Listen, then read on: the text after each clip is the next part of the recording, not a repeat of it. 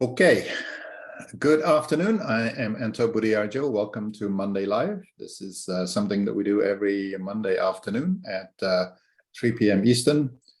And our mission is to figure out what the future is for smart buildings, smarter buildings. We are listed on mondaylive.org in case you're wondering who we are. Just to point out that the views expressed here are personal, not of any company or organization, so keep that in mind. Please do post questions and comments on the chat so that we can have an interactive conversation. And just in case you want anything that's on this slide deck, it is also available on mondaylive.org on the homepage. So this is our last, somebody's echoing back. This is our last Monday in January, and as we are preparing for the Smarter Summit that's coming up on Sunday in Atlanta.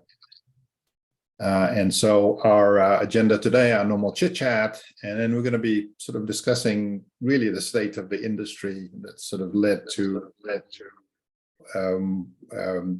the rationale of actually organizing this summit.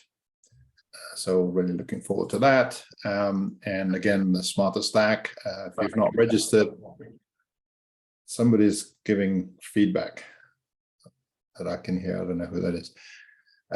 If you haven't registered, please do smartersummit.org or follow this link that's on this slide. And but before we do any of that, give an opportunity to Ken to give us an update what's going on in Kenland.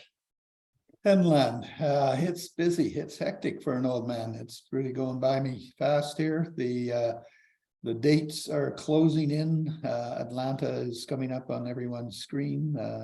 I suspect you're feeling a bit the same, Anto, with organizing your summit, but a lot of pieces coming together. I kind of put my head back and said, what's changed? Like, why is there so much more excitement seeming to be heading towards Atlanta? And so I put my summary items there. So the big thing for us has just been the amazing support of the industry to get involved and get their face to Atlanta and get their messages to Atlanta. It's been just amazing. We've had also the support of our sponsors. That has been some of our original sponsors have been sort of grandfathered into to being there, but we've had lots of new folks joining us. So that's been a big change as well. We have our faces on the AHR Expo site. We have more faces than we had Automated Buildings has ever had, and not more sessions, I don't think, but the sessions are better populated. And I am proud of the people that we have speaking. It is definitely the who's who of the industry. We've created session landing pages. This is kind of a unique thing. Not sure, when you're in the middle of reinvention, everything is a surprise to me. It's like, oh, that's how we're going to do this. Once we started doing that, this kind of presents a interesting middle ground. As you're aware, on the AHR Expo site, there's some fairly strict rules about not promoting your products and stuff, because it's basically the NASHRI show that is run by AHR International Expos. And so what we have is we sort of have a second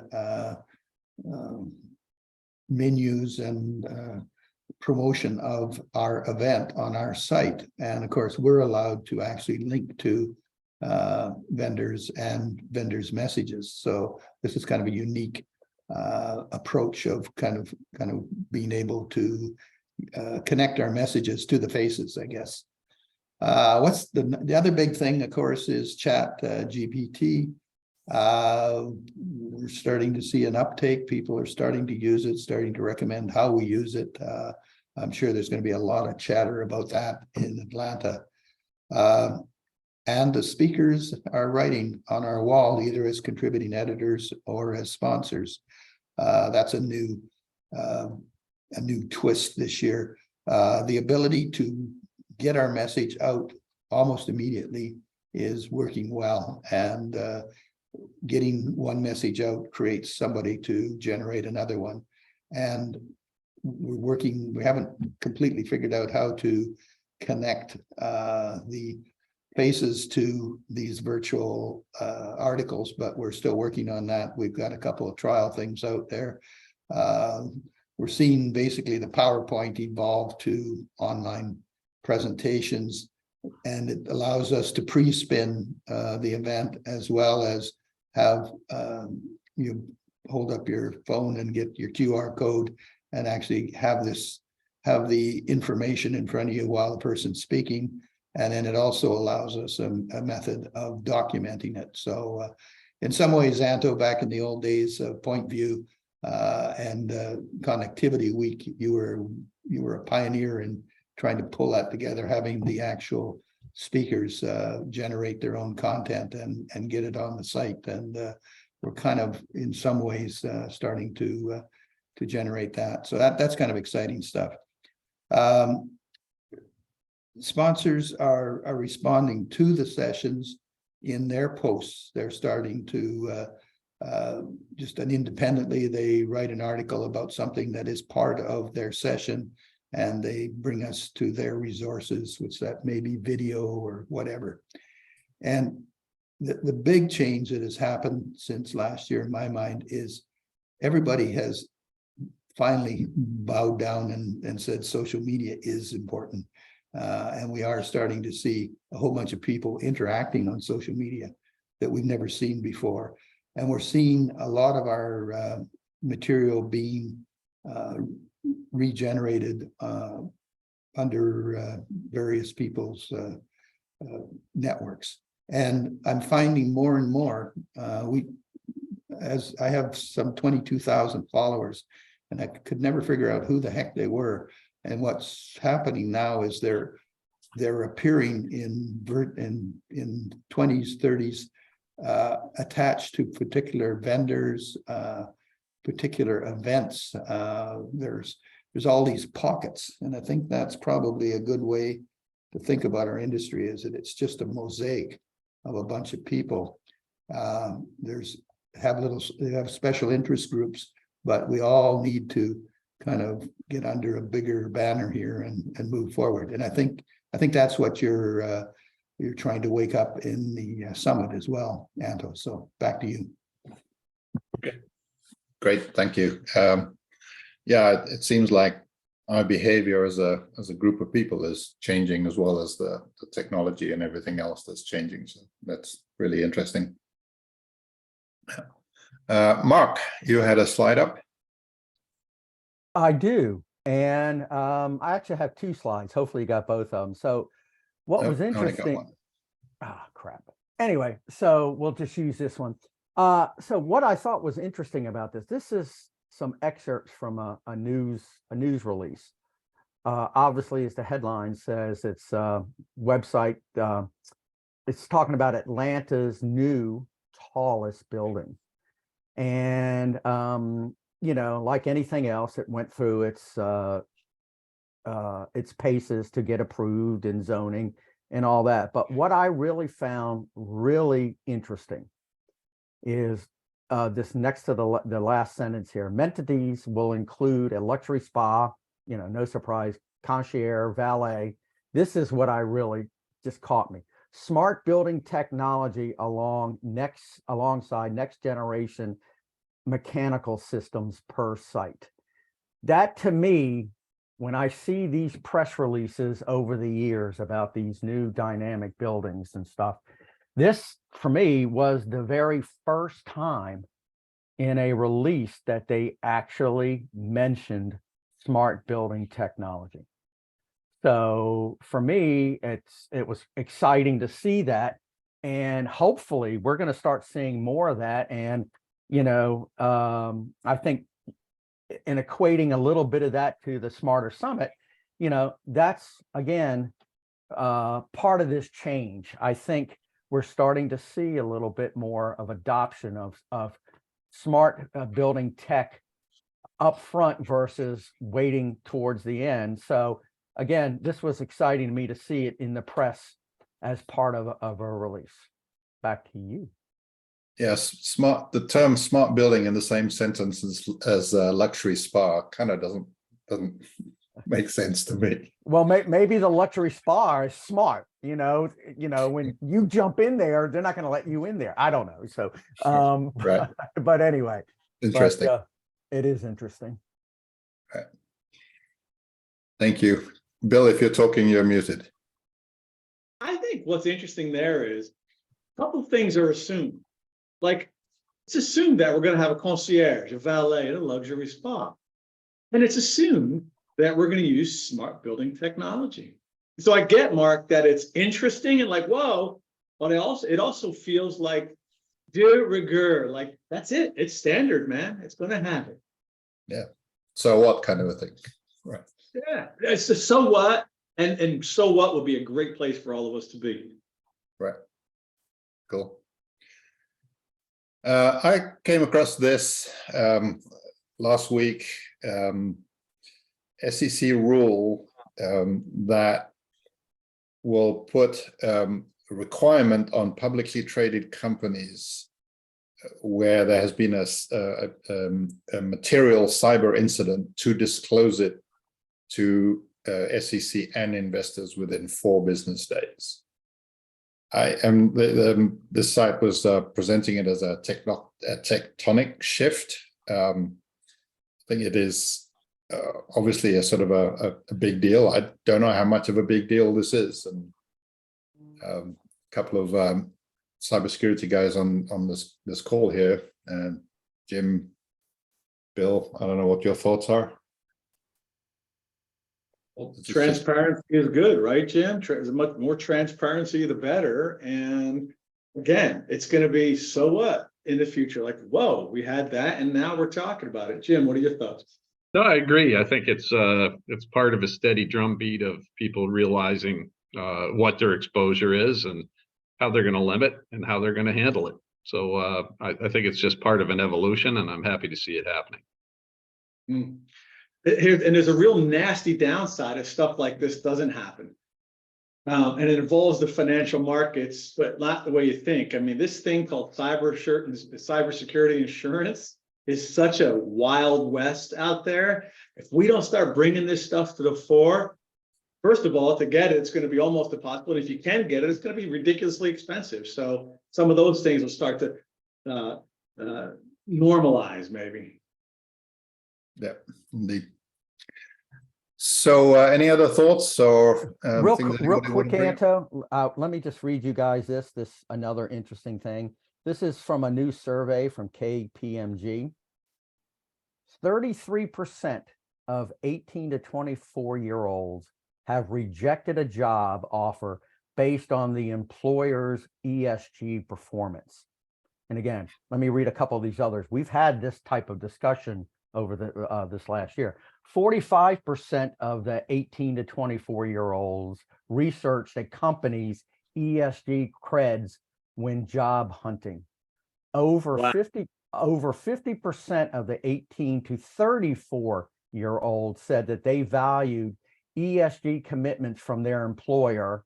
And finally, 46% of the 6,000 folks, this group that they surveyed, want the company that they work for to demonstrate their commitment to ESG.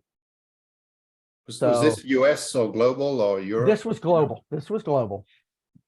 But again, I wanted to share that because, we've had this discussion about that younger group, that 18 to 24-year-old age, and what they're thinking about, and as far as their works environment and things like that. So interesting. And that's very consistent, Mark, with the data that we have and some of what we're going to be presenting in the panel on the opportunities in ESG. It's huge.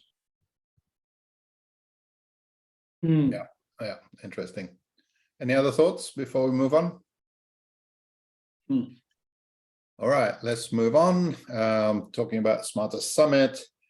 And as I said, our focus today is really talking about, oh no, we're at the base camp, the same old story, and we're getting pretty, I think we're up the top, nearly the top there, the base camp number 2 or whatever they call it. But our focus is industry in flux, which is always dangerous. So we need a lot of energy, 1.21 gigawatts apparently. But having said that, I'm going to bring down my slides, and I'm going to hand the mic over to Mark, who will be one of the MCs of the summit on Sunday. And while you start introducing what this is all about, Mark, I'll bring Monika, who's the second MC. So over to you, Mark. Great. Well, thanks, Anto, and I'm really looking forward to the summit.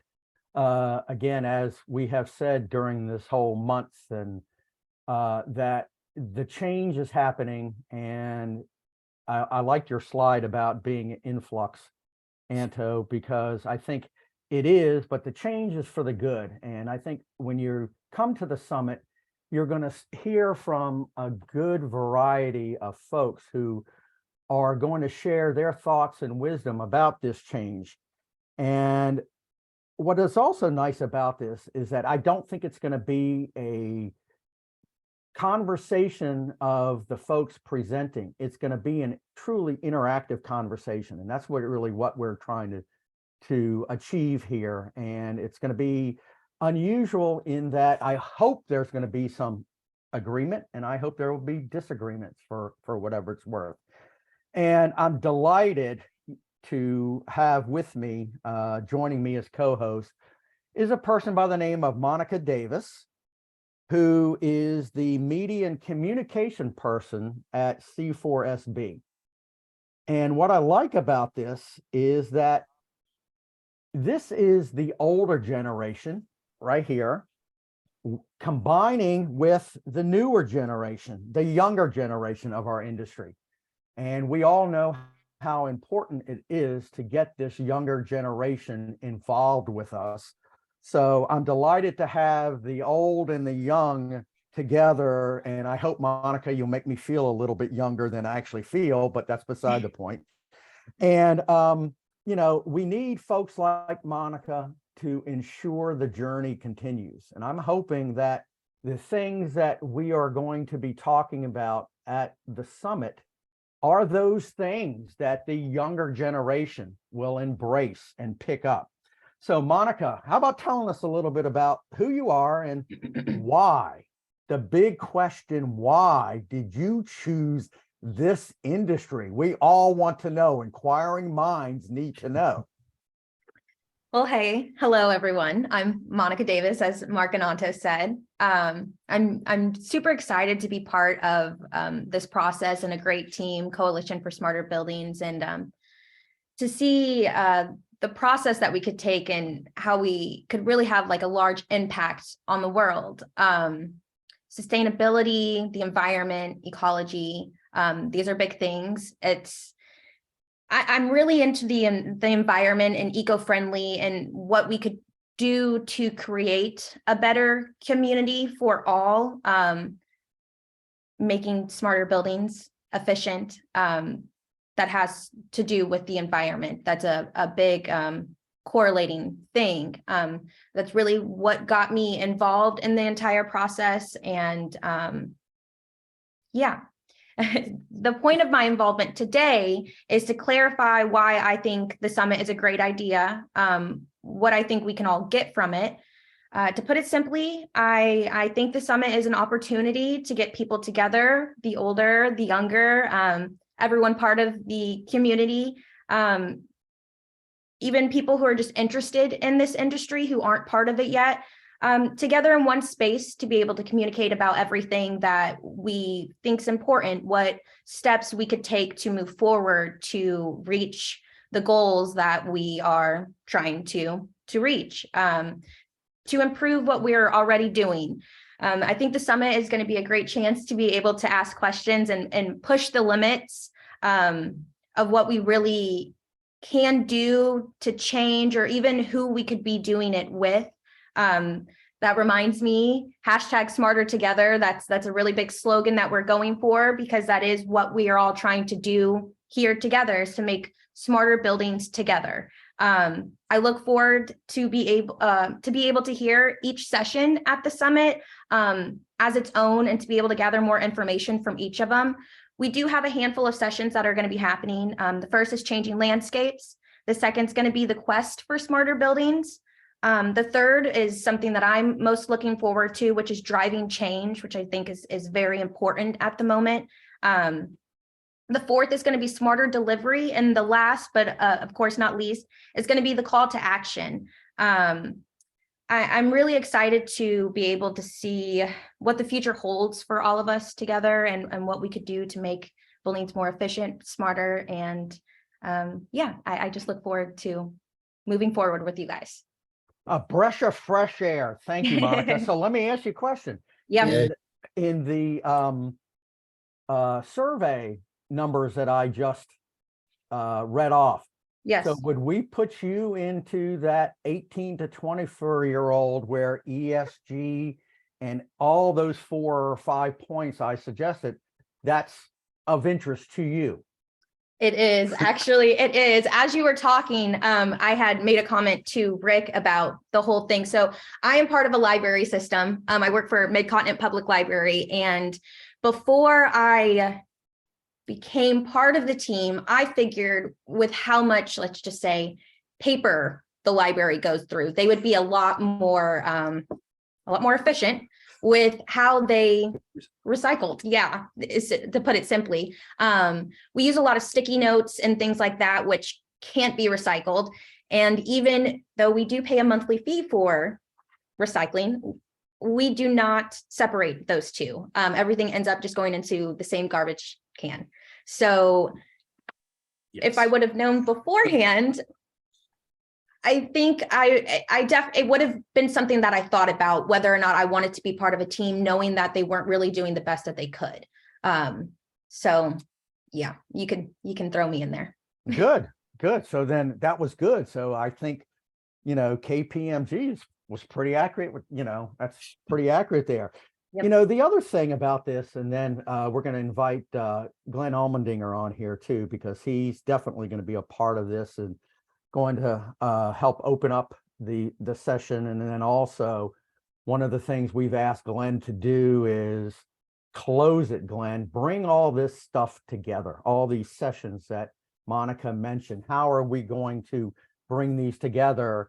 And then I think Glen will offer all a challenge here, which Monica mentioned is some type of call to action. But as I look at this, and I'm gonna kind of share just some initial thoughts when I was looking at being the MC here, I'm trying to equate this to what's this been like? What our effort, what Monday Live, the C4SB, all of us here are trying to achieve. And the first thing that came to my mind, and I thought for others, but this is what I came up with, is that it's like the new world. Back in the day, folks such as Ferdinand Magellan, John Cabot, many others basically were explorers. They were adventurers. So I think we are just like adventurers as well, in that they were looking at starting new paths to and new things in the new world. For us, we're looking to drive new paths to make buildings smarter. And in this case, really taking advantage and leveraging data and information to make our buildings smarter. And a key word you've heard on Monday Live now for the last year or so is smarter versus smart. And again, I think this whole initiative is all about, coming together, working together, and we're calling on everybody to really make this a reality. So hopefully that kind of gives you all a little bit of insight into what you can expect at the Smarter Building Summit. We do have lots of folks who have signed up, and for those on attending it today, if you're not, Phil, please do. We'd love to have you there. So with that, Anto, if you're all right with this, I'm going to call Glen in. And Glen, give us your words of wisdoms, my friend. Hey, Glen, you're muted, and there you go.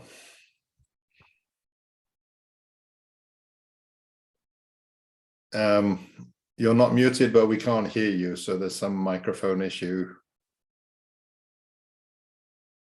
But for those that don't know Glen runs a firm called Harbor Research, and I've known, and many of us on the screen here have known Glen for as many as 20 plus years. Who's actually he's been thinking about what he refers to as smart systems, and has done quite a lot of work in the building space. Glen, did you sort it out? Nope. Is that, Yep.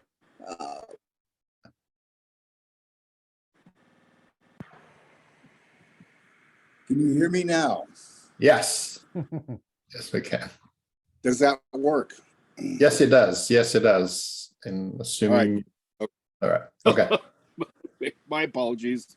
I think I would get better at this stage. Glen, welcome to Monday Live again. Nice to be back. Nice, very nice, and excited to participate in the summit. And I do like smarter versus smart. I have to say it works well, and smarter together is a great theme.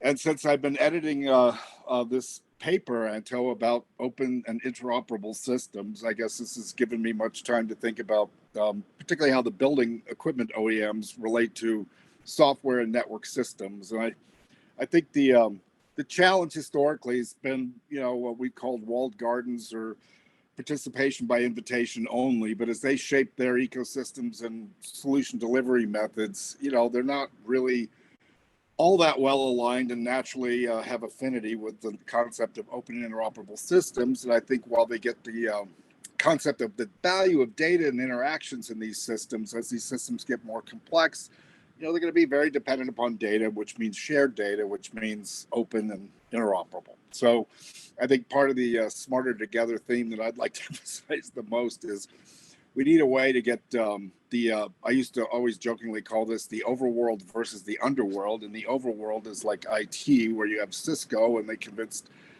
at various junctures in the evolution of the market, people like Cisco convince people, hey, if we all get on the same bus and we all share this stuff, we can make a lot more money a lot faster. And I think that logic just hasn't completely found itself in a lot of the thinking of the equipment suppliers in the building space, and still needs to be pushed on, because in the underworld it is walled gardens. It's proprietary systems, semi-closed by invitation only as it relates to building software and building a community of collaboration. And we need to get past that, because if we don't get to shared data and interactions, all the complexity and promise of all these technologies that might work into these systems, and as we've talked about, Anto, a system of systems, is not going to be realized. We're going to kind of get stuck in low gear and run a huge risk of implementing a 2015 strategy by, maybe 2030. And I fear that default behaviors will lead to that. So I think the summit's a great way to try and bang some heads around and have some open discussion and have some creative ways of trying to convey, what's possible from open and what kind of open innovation impacts people can expect, which I think the market will grow faster. I think it will get larger. I think the values that will create for users and customers far exceed the values that OEMs are trying to protect in the services that extend off their equipment today. So I'm hoping we can get a significant and meaningful call to action together in the summit and beyond, and look forward to helping to participate. Hey, Glen, could you just elaborate on the invitation only sort of concept that you wrote about a few weeks back? Sure. If you're a software developer in the non B2B world, I'll just leave it at that. It doesn't have to be buildings, it can be industrial as well. In many respects, most of the tools you might go use, particularly open source tools, you can go to people's websites, sign up for them and start using them. and if eventually it costs you money, they'll come find you. But the utilization is not by limited access, not by, as I was characterizing, by invitation only, and kind of stuck in a walled garden where I have to be getting permission to be a partner of one of these large OEMs and find my way into their world and be approved, and then essentially get some access to some bits of what they're doing. I think the general IT world, general technology world, has proven over and over again, those that succeed by way of the robustness of the community of developers and value adders and integrators and all the folks that create a community around a particular platform. And I think the OEMs have a fairly constrained view of what that platform business model really is. And by default, having all these permissions and all these gates and all these qualifications is not necessarily the way to encourage a giant social system, building software and adding value to the systems and solutions and the equipment that go into these buildings. Thanks. Open it up to the floor. Hey, Glenn. Even keeled. Glenn, Yes, it's Mark. Mark. Do you think that when you're referencing the OEMs, in your opinion, is it the traditional OEMs, and how about the newer OEMs that have entered the space? Do you see a difference between the two? Yes, I do. I mean, it's uneven, I'd say. And I can't say I've accounted for everybody. There's a lot of equipment builders around building various products, devices, and systems. But yes, it's. In a simple summary, I'm mostly referring to large, diversified manufacturers. We can name them, but I shan't. That all have slapped a new platform-like name on their offering, which in the same piece Anto referred to earlier, I called a thin veneer of branding and a reallocation of the way they account for themselves to make it look like they're big software businesses. And in truth, while they have a lot of, legacy software, most of that's pretty monolithic, pretty rigid, not very interesting software. And in many respects, the ability to extend the value of those installed software products, requires a community and requires more collaboration. And I think at a minimum, open innovation to allow those things to progress. So if I'm in a business model that's kind of a walled garden, and it's by invitation only, I'm not going to build such a robust community of value adders. And to some extent, by default and by proximity, begin to limit the opportunities in some ways in the space as a whole, and therefore potentially cheat some of the other more innovative OEMs who are less driven by these kinds of rules and business models in the same traditional manner from, seeing a robust software community build up around this space. I mean, I've always believed in the B2B world at large. Those would be buildings and industrial and other kinds of mission and critical building systems. There's always been a huge implicit developer community out there. All the integrators that hang off of Tritium's history, all the engineering firms and technical development firms, and even the software people buried inside these large OEMs who are developing solutions, I think are all implicitly could be invited to a party and a smarter work together story, and I think add considerable value and to the customer and the user in this context. And I just think we're still, after all these years, just scratching at the surface of moving that story along and making it kind of the default mode. I've got it. Glenn, Yeah. how are you? Steve, how you doing, Steve? Good. So I'm going to assume the answer to my question more or less is yes, but I wanted to go ahead and ask it in this context. So our answer to the challenge that you described is to focus on one key concept, which is interoperability. Right. And so we just saying that word, of course, creates the question, well, what is it? What do you mean by it? And the summit is in part is going to try to answer that as the C4SB has evolved the understanding of it over the last several years. But we're also using it as an opportunity to create some momentum in the industry to get people on board to join us in this journey. Okay.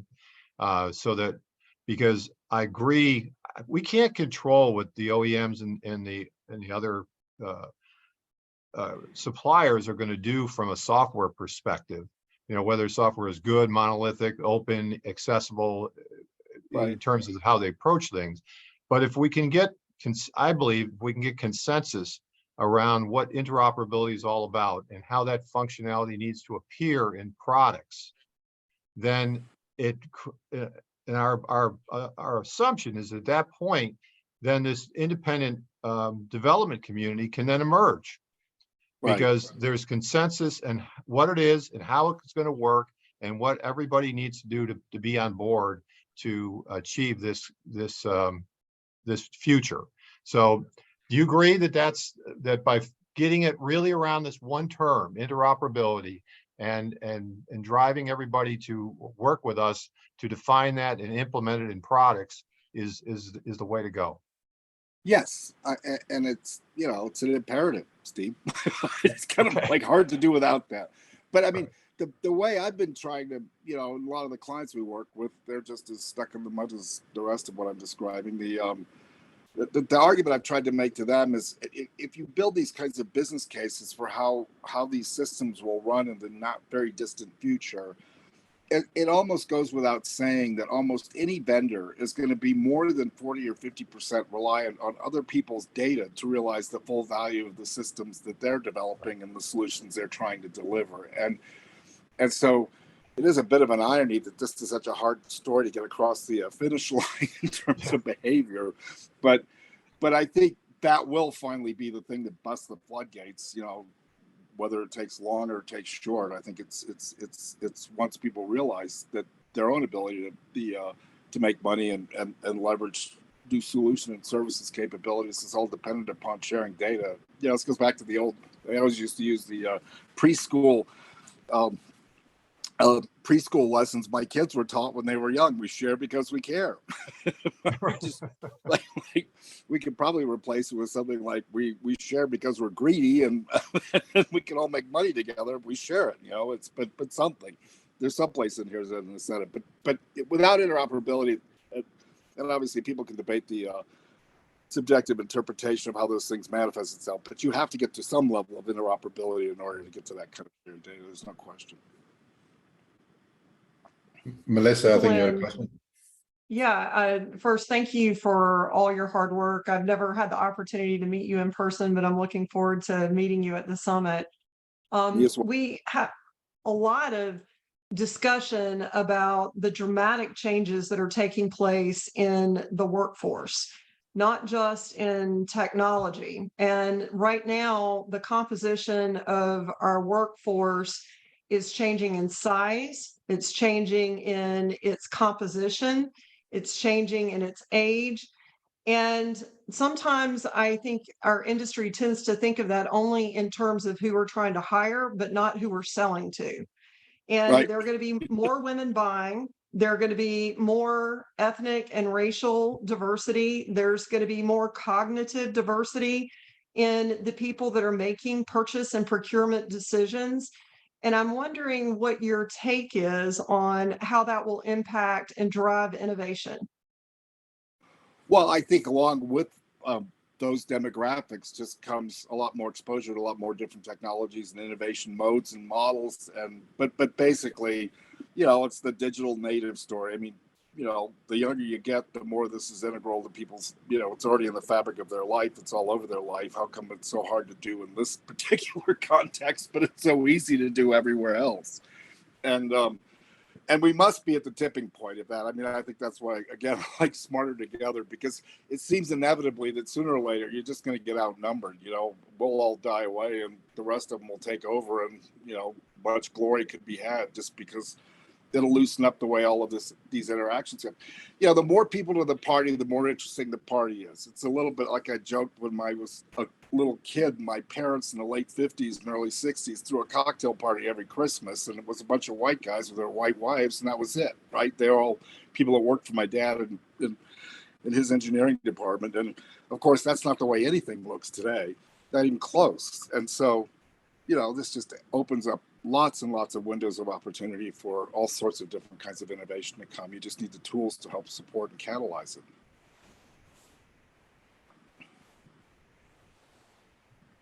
it. Any other thoughts? This is a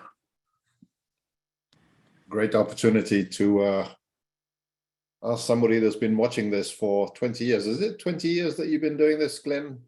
That's a nice discount you just gave me. 30. Dr. No, how are you? Good. I'm good. My reputation follows me around. No, so Wait, hold on. Is that Dr. No, N-O? Yeah, of course. K-N-O-W. Well, no, the meta would be Probably KNA. both apply to Jim. So. Yeah, we got to get him a T-shirt so he can be easily identified. Sorry, Jim. there we go.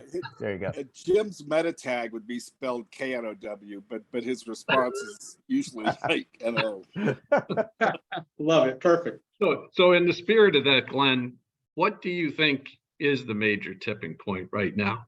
So if we look at the the structure of the industry that we've all been suffering through for years, and the very long-term lock-in, and the thing that we don't affect with technology that we talk about here a lot is procurement. And Right.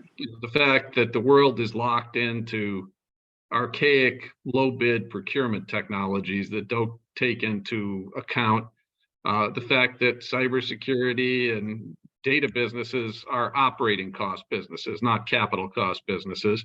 And we basically only have a regime in the world that knows how to spend capital. Operating is forbidden.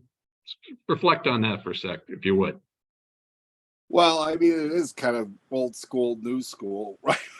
Right. I mean, first, technically, we've got lots of clients that live outside the worst of the B2B world I'm talking about. And when you just look at the evolution of open source tools and the ability to kind of go over the top of all these installed apps and all this installed behavior and suck value out of these systems and the existing data stores that live around those things, we're getting awfully close to where the technology is so easy to use and so much easier to apply in these kinds of environments that that will come soon if it's not really already happening already. How long it takes to cycle into the industry? Yeah, probably a long time. I don't know how you blow up these buying behaviors. They're just horrible. I mean, and they're so heavily reinforced by all the economic models that drive their distribution and channel partners and everything else. The whole thing has been worked up into a very tight equation that nobody wants to let loose. And so I have to assume that there are segments of the industry that will begin to move away from this, but it doesn't seem, and I think I've been saying that for 10 plus years. So yeah, prognosis tough, but not impossible based on the earlier discussion of demographics too. I mean, sooner or later people will be able to break this stuff, but I have to say, the classic OEM operating model has been around since, it kind of kicked into high gear in the late 80s and then the early 90s. Discovered lean, they kind of cleaned the clock, stopped doing anything innovative. Then they figured out they could just buy their way to a decent growth number and a decent equity valuation. But now they're all bumping up against software and other things that are foreign to, really foreign to their CapEx centric focus. So, it'll crumble, but probably not as fast as we'd like. I just feel like I believe we're at a tipping point there as well, because there's so many things like cybersecurity that were certainly not contemplated when these buildings were built, and you really can't plan forward the change in technology when it's changing so quickly. You can't plan in advance for 30 years with capital and then not fund anything after that. So I think that we're at a point where it's going to break on its own. The question is what comes I next. agree. Yeah, no, conceptually, I agree. It's a horrible analogy, but it's like a lot of Indians around a very small wagon train. There's a lot of arrows. There's tech arrows, there's cyber arrows, there's risk management, there's sustainability. I mean, there's just more forces lined up that collectively, individually can drive change, but collectively should drive a lot of change. So conceptually, I agree. Everything I've agreed with my entire career has taken at least 10 or 15 years longer than I said it would. Thanks. Thank you, Jim. Sorry for the wisecrack. So, all well deserved.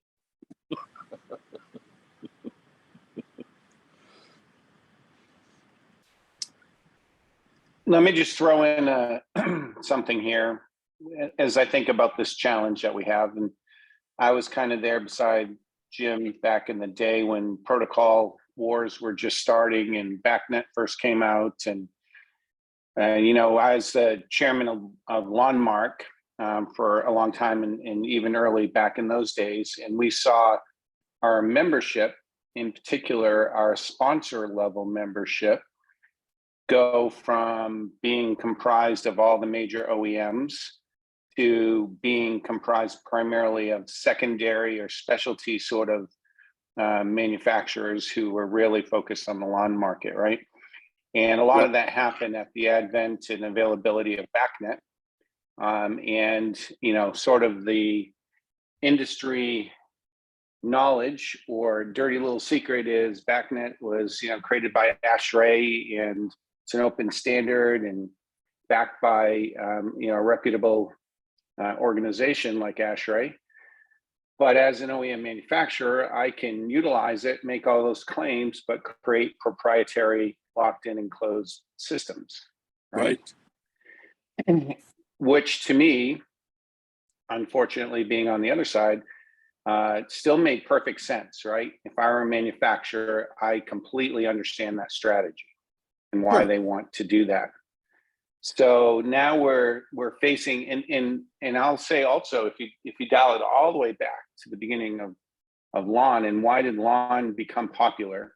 You know, there's a couple of reasons. One of which was this idea of a little bit of fear, maybe in the marketplace, that this new open technology really was going to change the world, and I better get on board and figure out what the heck's going on, right? There are a lot of the manufacturers that sort of had that attitude and that thought. And then once they get in and learn more, and like I said, as the market evolved and BACnet became available, some of that changed.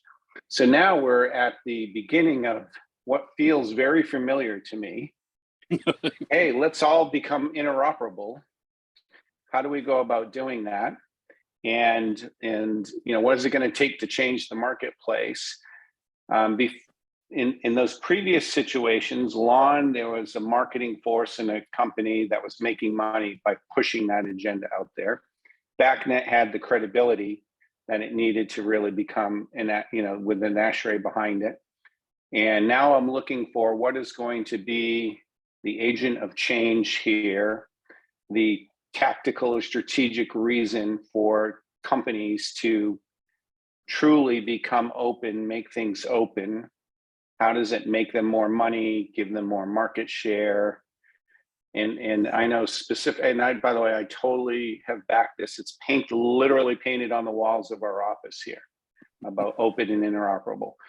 And I'm trying to figure out what can we do as a group of industry leaders trying to make a change here to be that catalyst. What can we, you know, how do OEMs, how are we going to get them on board? How can we set something up where people have an opportunity to make money, grow market share, do something positive? Because businesses, that's what they focus on, right? Yep. So I don't know. I'll just throw that out there as sort of the stink in the business here, and see if somebody has a comment or a thought about that.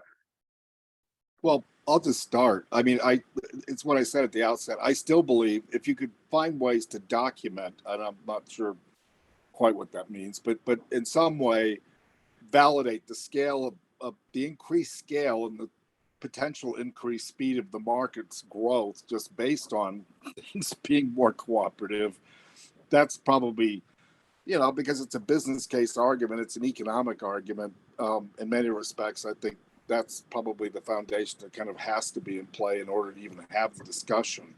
I think after that, you have to just realize that the technologies that we're talking about getting, you know, to very complex systems that can do lots of interesting things, those things don't work unless they're cooperative and collaborative and interact with each other. And I think people will begin to be able to demonstrate that and help support that business case. But I do think it's kind of this sort of methodical way that, you know, you need to have enough people walking down a path to the same tune and the same messaging and all of that long enough in a sustained way to change that behavior, because it's pretty, I think as we all know, it's pretty deeply ingrained.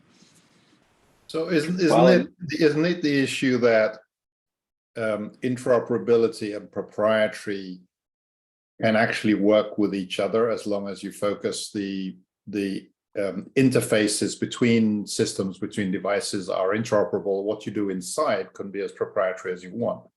Well, right, and you know, the thing obviously until we've been collaborating on makes that clear. I just don't think very many executives who are the people in charge of all these decisions really understand that. And so people can actually see that kind of partitioning and the way that these systems could behave in a more social ecosystem-like manner without revealing, you know, IP and development capabilities and unique features and functions and so forth in ways that can be protected and managed in that kind of context. That, you know, you're raising the level of maturity of what people understand to be interoperable and how these systems could interact and gain. And I haven't said it yet, but as we've talked about, this is really a system of systems problem, right? And all these little subsystems that need to interact within a given system, you know, are going to begin to want to interact with many other systems. And, you know, you need a level of sophistication in the way that integration and interoperability could occur. And I just think people are kind of still back in the protocol war days, thinking about, like, is this a USB or USB-C or what? And so, you know, I think you probably have a parallel education effort to really make sense out of what interoperable is evolving to mean in this world and why it's so really important and critical to the way these systems will work and create lots of benefits for customers and suppliers alike. So Glenn, let me ask you this, Mark. Is a way for this to happen, and I'm not saying it's the only way, have the folks who buy the technology, our clients, our customers, demand it, and then will the manufacturers come if the customer says, this is what I want. If you can't provide that, then I'm going on to the next person who might be able to provide that. So if the market changes of those people with the checkbooks demand it, will that be enough inertia to help drive this across the finish line? Yeah, I think in essence, that's really what I was saying and commenting on Jim's point about tipping point, which is, you know, once you kind of start cranking safety, compliance, risk, you know, all the elements that these systems are now, you know, creating opportunities in, but also creating exposure in. I think you're just going to find that the buying audience is going to get probably smarter faster than the OEMs will, and to some extent, I think begin to shift that. I mean, a lot of money up here, you know, and I think in many respects, people are going to come to understand that these systems have to attain a certain level of sophistication, and that requires a certain new set of behaviors. But I don't think it's a bunch of OEMs getting in a room and agreeing to do this. So I think if you don't have something driving on the demand side, it's probably hopeless.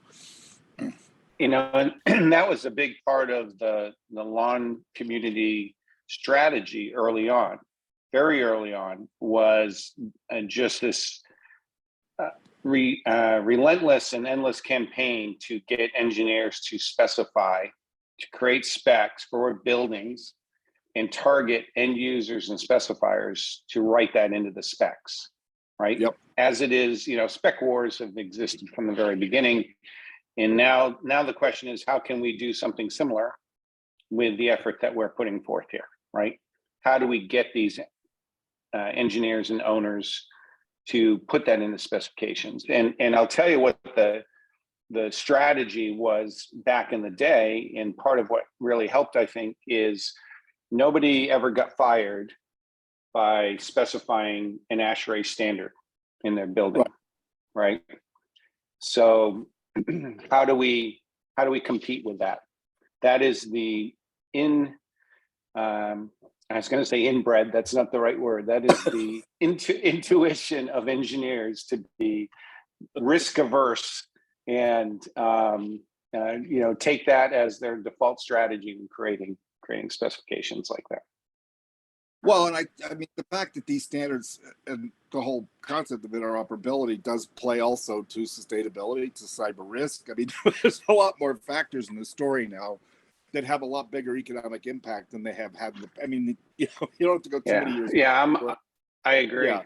I'm hopeful about that, and that's a toe in the door for sure. Yeah, I do think that's that will necessarily, I think, invade both buying behavior and spec eventually, once people have things blow up on them or have things go cyber kafooey on them, and as those risks and the economic impact of those risks become clearer, I think that just feeds the same business case. There's a lot more to be done here that can create a lot of value, but there's also a lot of things to protect and a lot of risk to manage. So Carol asked a question, and then we'll go to Melissa after this. There's obviously quite a bit that is interoperable, and I think what she's saying, what do we want to keep from today's interoperable systems, and what do we want to eliminate? I think she's referring to some of the interoperability that exists today, things like BACnet and things that are mainly on the sort of on the wire, as it were. Yep. How do you differentiate the different types of interoperability that's again, this kind of gets to, in other words, this gets to an education challenge and the level of somebody's conceptual grasp of what interoperable means, because in the world of data and software, that gets quite a bit more multidimensional than, signals traveling over wires. And so in many respects, I think we're just scratching at the surface of all this, but how data will get, how it will interact around systems and people and equipment and so forth is still, relatively simplistic in many ways. And so part of this is also, in other words, the education to understand the value of interoperable data and software systems, A, B, the ability to show people the economic impact and value, whether that's in a risk context, a cyber context, or just a service delivery context, becomes a lot more efficient, and these systems become a lot more sophisticated if they're allowed to evolve and they're not constrained by that. And so, to me, all roads eventually lead back to an economic case that makes it compelling enough for somebody to just first pay attention, and then a well-rounded, thought out narrative around, just how do I explain what all this really means as it relates to, an individual company's device business versus the whole system and versus the whole value. Challenging. Melissa, but I think that's why Summit's a thing. Sorry, I'm conscious that we're nearly out of time. Melissa, can you? I just wanted to, I love what Glenn said, and my comment was originally stimulated by Carol's great question, but I wanted to close this with Monika, because number one, what you just said, Glenn, is absolutely right. As an industry, we do have a big educational lift on the value, the purpose, and the methodology, and the payback on interoperable. Monika, thank you for being here. Thank you for being a part of that next generation, that younger, more diverse workforce that we hope to inspire to come our way. What is your key takeaway from this discussion? And what do you think about Glenn's great comment about the need to educate a broader variety of people on the importance of this topic? Well, thank you, Melissa, number one. I'm very happy you brought that up. What I've really taken away from, I guess, this whole thing tonight was, well, I'll start it by saying thank you to everyone that was here on the call. I was very iffy on getting started in this industry for the reason of how sincere is everybody about actually including everyone on inclusion and diversity and all that. And it's been wonderful to hear that you guys do want to include as many people as possible in this entire process. And it sounds very sincere and genuine, and It's very exciting. And I don't want to speak for a community of people, but I have talked to some people in this industry kind of closer to my age group. And it's been a very scary situation for everyone because we do want to be a part of it, but we're also not sure how the OGs of everything are going to take it, you know, and it's been a wonderful experience to see that you guys are actually willing to work with everyone. And it's very exciting. So I thank you guys for that. Thank you. Thank you for that. Those comments, Monica. I think we're not only willing, but we need to. Yeah. I see that and I hear it. And it's wonderful. Because OGs only have one way to go. Yep. This is an act of desperation, however creative. Yeah.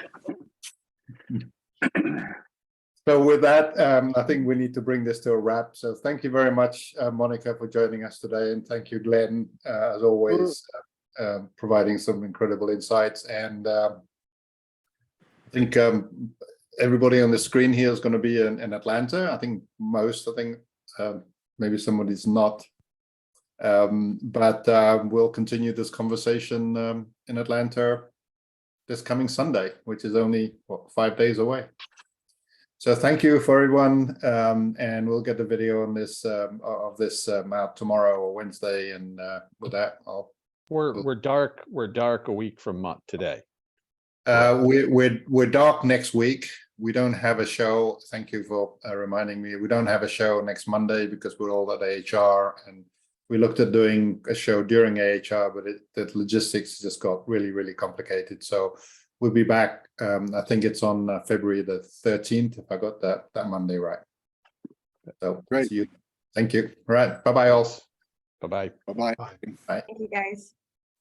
Thanks, everyone.